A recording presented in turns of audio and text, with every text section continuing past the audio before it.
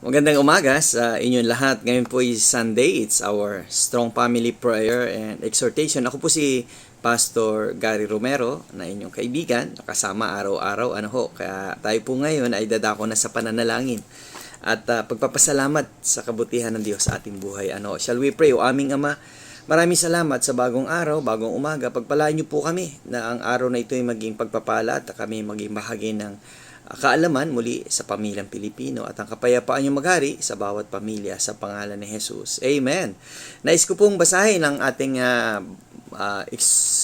exhortation from the book of Ephesians chapter 4 and verse 11. And He gave some apostles and some prophets and some pastors, evangelists and some pastors and teachers for the perfecting of the saints, for the work of the ministry, for the edifying of the body of Christ, till we all come in the unity of the faith and of the knowledge of the Son of God unto a perfect man, unto the measure of the stature of the fullness of Christ. Well, napakaganda ho na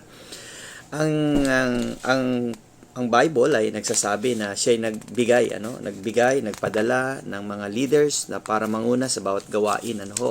At ito nga po nung araw ay pinangungunahan ng mga apostles and mga prophets and then mga evangelists at pastors and teachers. Kaya nga po, kami, na mga pinagkalooban ng Diyos ng tawag sa ganitong gawain ay nagpapatuloy at nagbabahagi para ang mga aral mula sa salita ng Diyos ay napapadala namin sa inyo sa pamamagitan ng mga face-to-face sessions or sa online sessions katulad nitong ating Strong Family Prayer and Exhortation. Napakaganda na sana na ang bawat pamilyang Pilipino ay magkaroon ng panahon na mag-aral ng salita ng Diyos upang lumago sa kaalaman at pananampalataya. See you again tomorrow, that's Monday, sa ating Strong Family Prayer and Exhortation. Marami pong salamat.